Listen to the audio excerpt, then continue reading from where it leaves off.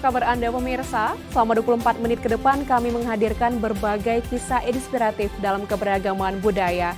Saya Agnes Nambela, inilah Bingkai Sumatera. Andi Rahim Pardomuan Siregar atau yang lebih dikenal dengan Kak Andi merupakan seorang seniman dan pegiat pendidikan asal Sumatera Utara. Ia fokus pada seni suara perut dan pengkisah. Lewat keahliannya, ia mengajak para orang tua untuk rutin mendongeng, sebab dongeng berpengaruh baik dalam tumbuh kembang anak. Seperti apa kisahnya pemirsa? Berikut liputan selengkapnya untuk Anda.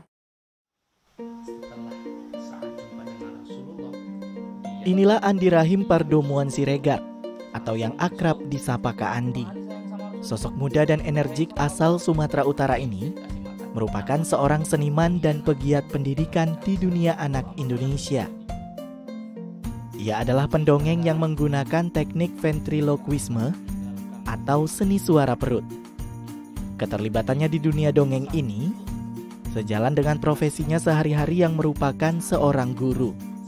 Oleh karenanya, ia pun terus mengembangkan kemampuannya menghibur dan mengedukasi banyak orang lewat dongeng. Di tahun 2013 hingga 2017, Kak Andi pernah menjadi seorang trainer dan motivator yang fokus dalam pengembangan sumber daya manusia. Inilah yang menjadi modal baginya untuk mendidik dan menyampaikan pesan melalui kisah dan boneka. Jadi sebenarnya sebelum saya berada di dunia dongeng ini, saya kurang lebih sekitar 4 tahun, 5 tahun, saya fokus di dunia pengembangan sumber daya masyarakat, training, pelatihan, motivasi. Hingga akhirnya saya mikir, materi ini selalu sering saya sampaikan di kalangan atas. Ditambah lagi problem yang ada di masyarakat, anak-anak suka penjajah dan sebagainya. Hubungan sosial dan komunikasi itu sangat terbatas, bahkan minim, bahkan dalam rumah sendiri. Akhirnya saya pikir, salah satu caranya itu adalah bercerita atau mendongeng, membudayakan di sekitar anak, tetangga, anak sekitar, supaya lebih interaktif satu sama lain komunikasinya. Setiap pendongeng memiliki gaya dan ciri khas tersendiri untuk menarik perhatian anak-anak. Begitupun dengan Kak Andi. Setiap mendongeng, ia selalu ditemani oleh si Alang, boneka yang digerakkan menggunakan tangan dan bersuara unik.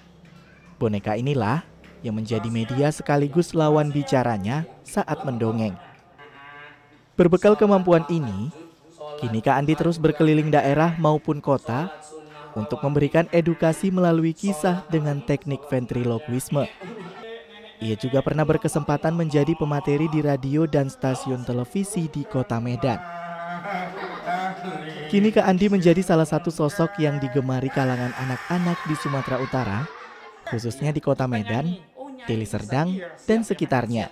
Kehadirannya selalu ditunggu-tunggu dan mendapat antusiasme yang tinggi. Salah satunya Siti Kirana, anak berusia 12 tahun asal desa Sampali Percut Setuan ini, selalu hadir di setiap Kak Andi mendongeng di wilayahnya. Karena baginya, selain aksi lucu Kak Andi dan bonekanya, kisah yang disampaikan Kak Andi mengandung unsur agama dan pengajaran yang baik bagi anak-anak.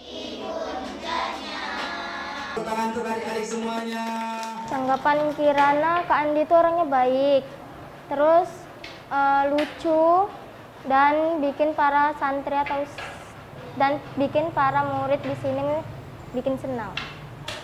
Semoga makin lucu, makin bertambah cerita, dan makin bagus cerita-ceritanya. Mendongeng memiliki dampak besar bagi tumbuh kembang anak, seperti meningkatkan kemampuan mendengar, berbahasa, imajinasi, dan empati. Untuk itu, yuk mulai tebarkan cinta lewat kisah bagi si buah hati. Untuk mengurangi sampah makanan akibat stok pangan yang berlebih, Government Bread, salah satu toko roti di kota Medan, berinisiatif untuk menjalin kerjasama dengan Aksata Pangan dalam menyalurkan roti yang surplus kepada pihak yang membutuhkan. Seperti apa kegiatan mereka? Berikut liputan selengkapnya. Walaupun terkesan sepele, permasalahan sampah makanan ternyata sangat kompleks. Menurut Mark Smulders, Kepala Perwakilan Badan Pangan PBB pada tahun 2016, sampah makanan di Indonesia mencapai 13 juta ton setiap tahunnya. Pada tahun yang sama, data dari Economist Intelligence Unit juga menempatkan Indonesia sebagai nomor 2 penghasil sampah makanan terbanyak di dunia setelah Saudi Arabia. Sampah makanan yang masuk ke TPA dan mengalami pembusukan akan menghasilkan gas metana yang menyebabkan efek rumah kaca. Menyadari akan pentingnya mengelola sampah makanan bagi lingkungan, Howard Chandra, pemilik toko roti Gorman Bread yang ada di Kota Medan, menjalin kerjasama dengan food bank dari organisasi Aksata Pangan pada tanggal 26 Maret lalu. Sebelum adanya kerjasama ini, Howard sering membawa pulang roti yang tidak habis terjual untuk dimakan di rumah. Namun, seiring bertambahnya cabang Gorman Bread, maka pertambahan roti-roti yang surplus pun tidak dapat dihindarkan. Jadi awal mulanya kita mencari sebuah solusi di mana roti-roti kita kan setiap kali ada berlebih. Setiap kali roti-roti yang kita produksi setiap hari kita jual setelah satu hari, itu banyak sekali produk-produk yang tidak terjual. Itu bisa dikarenakan faktor cuaca atau faktor-faktor lainnya seperti sedang ada demo di jalanan atau banyak sekali faktor-faktor lain yang membuat bisnis itu tidak bisa diprediksi setiap hari gitu.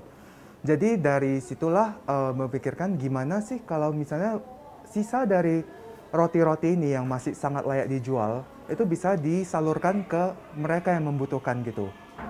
Jadi disitulah kami mulai mencari suatu organisasi atau food bank yang bisa menyalurkan makanan tersebut secara rutin ke mereka yang membutuhkan gitu. Pada sore hari, roti-roti yang berlebih dari Gorman Bread dijemput oleh tim Aksata Pangan. Roti-roti ini diperiksa untuk memastikan bahwa roti yang dikumpulkan masih dalam kondisi baik dan layak untuk dikonsumsi. Setelah itu, rotinya dihitung dan dimasukkan ke keranjang tim Aksata Pangan untuk dibawa dan disalurkan kepada orang-orang yang membutuhkan. Sebelumnya, tim Aksata Pangan telah menyalurkan roti-roti surplus dari Gorman Bread kepada masyarakat prasejahtera dan panti asuhan di sekitar Kota Medan. Kali ini, tim Aksata Pangan menyalurkan roti-roti dari Gorman Bread ke Sasude atau Sanggar Anak Sungai Deli yang ada di Kecamatan Medan Maimun. Aksi ini pun disambut gembira.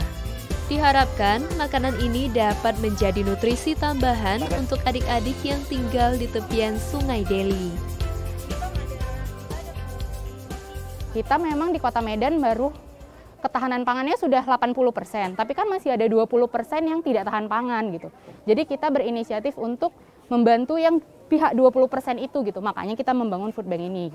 Harapannya itu sih Mbak, pihak-pihak atau pengusaha-pengusaha bakery atau restoran atau rumah makan lainnya bisa mau bekerja sama bareng kita supaya kita bisa membantu masyarakat-masyarakat prasejahtera lainnya gitu. Ya, kita berterima kasih juga untuk aksi Pangan yang mereka ikut serta berkontribusi untuk memperhatiin anak-anak di tepian Sungai Deli, yang mereka untuk memberikan lebih pangan mereka untuk anak tepian yang masih layak untuk dikonsumsi anak-anak di tepian. Nah, bagi Anda, masyarakat Kota Medan dan sekitarnya yang tertarik ingin mendonasikan makanan yang berlebih dan masih layak dikonsumsi, silakan hubungi Aksata Pangan. Lewat sinergi pelaku industri makanan dan minuman dengan food bank, seperti yang dilakukan Gorman Bread dengan Aksata Pangan, diharapkan dapat mengurangi dampak negatif dari sampah makanan.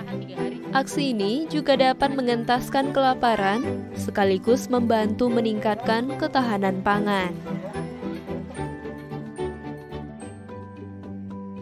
Rumah Origami Mutiara Langit Biru menjadi wadah edukasi bagi masyarakat yang ingin belajar membuat origami. terutama bagi para guru yang ingin menjadikan origami sebagai media pembelajaran kepada siswa. Bahkan untuk mendukung guru TK selama pandemi, Rumah Origami mengadakan arisan ilmu origami sebulan sekali secara gratis. Kita lihat kegiatan Rumah Origami dalam liputan berikut.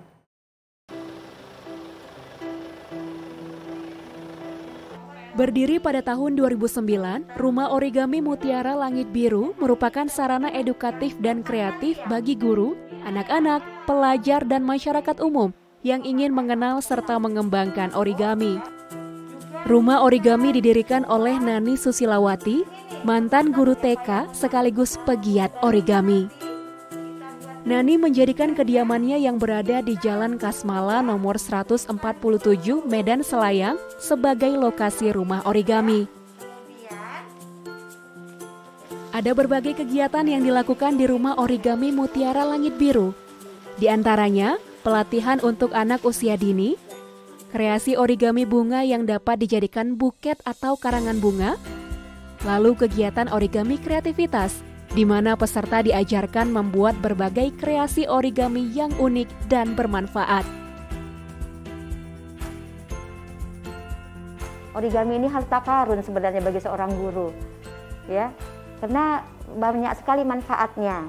Yang pertama itu origami, ya, melatih motorik halus anak. Ketika dia melipat, itu sebenarnya sedang melatih motorik halus anak.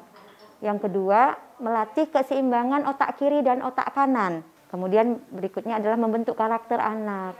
Nah, anak menghargai hasil karyanya sendiri. Seperti tadi kan kelihatan ya, ketika dia bisa membuat itu senang. Oh, saya bisa gitu. Makanya pakai tahapan kita ya. Kalau untuk pemula yang sederhana dulu gitu. Anak-anak makin tertantang dia kalau bisa. Selama pandemi, Rumah Origami mengadakan kegiatan yang ditujukan khusus untuk guru PAUD dan TK. Arisan Ilmu Origami Peduli Kreativitas Guru adalah nama dari kegiatan ini. Arisan ilmu diadakan sebulan sekali untuk menambah semangat guru dalam mendidik siswa di masa pandemi COVID-19. Kegiatan ini tidak berbayar dan dapat diikuti oleh para guru, namun dengan tetap menerapkan protokol kesehatan. Pada Hari Guru tahun 2020 kan, kita pengenlah memberikan dedikasi kita juga untuk guru-guru, terutama guru-guru pendidikan anak usia dini di masa COVID ini, untuk tetap semangat ya, untuk tetap kreatif. Kita bisa apa sih gitu. Nah, kita cobalah berbagi ilmu. Ya, sebulan sekali kita buat kegiatan tersebut sehingga guru-guru yang ini menambah kreativitas bisalah belajar di Rumah Origami ini 1 bulan sekali. Kegiatan arisan ilmu menjadi oase bagi guru maupun ibu dan anak untuk belajar dan bersenang-senang bersama. Seperti yang diungkapkan oleh Wina Hairina, peneliti antropologi yang mengajak anak-anaknya belajar origami di Rumah Origami Mutiara Langit Biru. Baginya, Rumah Origami merupakan rumah yang aman bagi perempuan dan anak untuk berkreativitas. Nggak banyak yang menurut saya concern mengembangkan hal begini di Sumatera Utara. Saya mengapresiasi kerja-kerja yang dilakukan oleh Ibu Nani. Harapannya bisa ada dukungan dari banyak pihak dan bisa lebih panjang lagi supaya ada lebih banyak anak yang saya kira bisa tersupport, ada banyak tempat, nggak hanya di sini gitu. Karena memang pandemi ini luar biasa dan kita tahu akan panjang. Nggak mudah buat kami perempuan dan anak-anak dengan tingkat stres yang tinggi tetap di rumah aja. Saya kira ini satu solusi. Assalamualaikum, nama saya Vira, saya kelas 4A.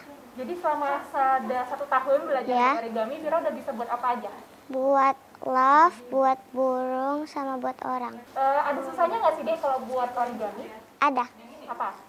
Di bagian melipatnya, di bagian untuk pasnya, sama untuk buat kayak rok-roknya. Seru ya buat origami? Iya. Nah pemirsa, jika Anda tertarik untuk belajar membuat origami, Jangan ragu untuk datang berkunjung ke rumah origami Mutiara Langit Biru. Selain ekonomis dan menyenangkan untuk dibuat, ada banyak manfaat yang bisa diperoleh dari seni origami. Pemirsa, di lingkup masyarakat kita, hijrah dimaknai sebagai metafora pertaubatan seseorang untuk hidup lebih baik, mendekatkan diri kepada syariat Islam. Namun seperti apa hakikat hijrah yang sebenarnya di dalam Islam? Rekan kami Dinal Apriansyah akan mengulasnya dalam segmen Bingkai Ramadan bersama Ustadz Ibnu Jarod Al-Jauhari.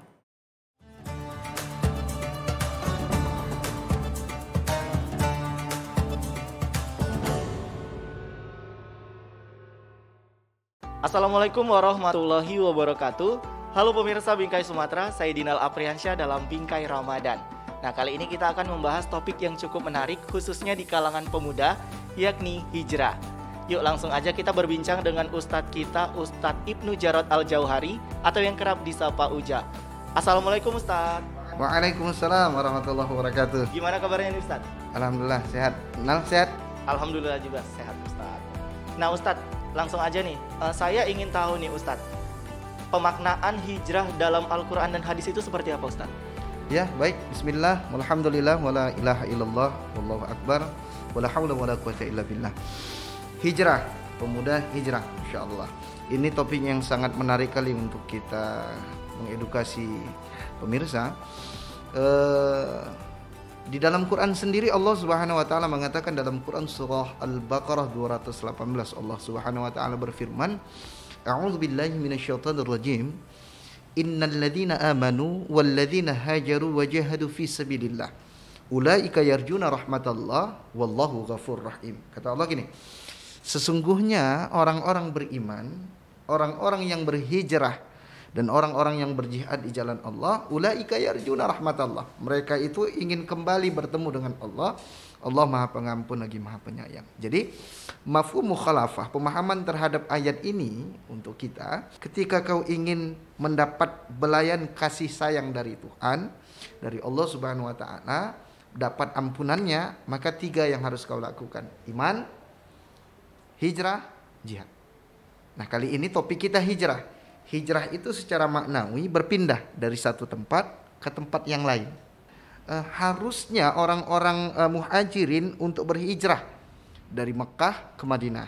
Di dalam Islam, kalau ada di sebuah tempat itu kemaksiatan, dosa, merajalela, dan kita tampil di depan kita yang terancam, kita lebih baik hijrah dari kampung itu sebelum nanti ada teguran-teguran dari Yang Maha Kuasa. Tetapi bagaimana caranya mau hijrah, mau berpindah? Rumah kita masih situ-situ aja. Kita mau kemana? Betul ya? Berarti paling tidak kita hijrahkan diri dan kita ajak orang untuk hijrah untuk sama-sama saling memperbaiki. Dulunya malas beribadah, jadi rajin ibadah. Jadi Allah juga katakan dalam ayatnya, ya ayyuhalladzina amanu tubu ilallahi taubatan nasuha. Hai orang beriman, bertaubatlah kau dengan taubat yang sebenar-benarnya. Artinya, dalam rangkaian kehidupan seorang manusia ada kalanya dia iman kita nih kan naik turun. Betul ya? Nah, kadang yazid, kadang yangkus. Kapan saat menaik? Saat kita membahas tentang agama seperti ini. Kapan dia turun? Saat kita mungkin sedang gegana atau gegana, gelisah, galau dan merana. Ketika itu mungkin ketika iman kita nggak kuat, ilmu kita nggak ada yang dia membuat kemaksiatan, dosa dan lain sebagainya. Ada naudzubillah, dia mengakhiri episode kehidupannya. Ini hal-hal yang dilarang dalam agama. Nah, oleh karenanya ketika pagi kita beriman, kata Nabi, ada nanti model orang yang dia sore itu kafir lagi. Nah, begini dia. Inilah fenomena saat ini banyak yang berguguran di masa hijrahnya. Jadi ada kata-kata keyword yang menarik. Begini, hijrah itu mudah, istiqomah itu yang butuh usaha. Jadi ketika ada anak-anak muda yang hijrah itu mudah. Cuman ketika dia istiqomah itu yang butuh perjuangan. Bagaimana cara dia istiqomah? Tentunya dengan ilmu. Dia hadir ke kajian, dia bergabung dengan komunitas-komunitas atau teman-teman yang baik. Kata Nabi kan, ketika kau berteman dengan penjual minyak wangi, kau akan dapat aromanya. Tetapi ketika kau berteman dengan pengrajin besi, kau akan kena panasnya. Nah Ustadz, saya jadi teringat sebuah lagu dari grup band di Indonesia nih Ustadz ya. Yang dari kata-kata Ustadz tadi, yang pagi beriman, sore berbuat maksiat lagi gitu ya Ustadz. Mungkin kayak gini ya Ustadz, pagi beriman, sore lupa lagi, kayak gitu ya Ustadz. Bisa. Mungkin Ustadz tahu ya grup bandnya Ustadz ya. Tahu. Terakhir nih Ustadz, pesan-pesan untuk kita semua nih atau himbauan bagi yang belum berhijrah, gimana nih Ustadz? Ya, bismillah. Bagi kita yang belum berhijrah, bismillah, cobalah berhijrah. Jangan malu-malu. Ya, jangan nanti-nanti keburu mati, jangan kapan-kapan keburu dikapani. Makanya ketika kita sholatnya masih bolong-bolong, ayo rajin beribadah. Kenapa? Karena maut itu nggak menunggu taubatmu. Ya.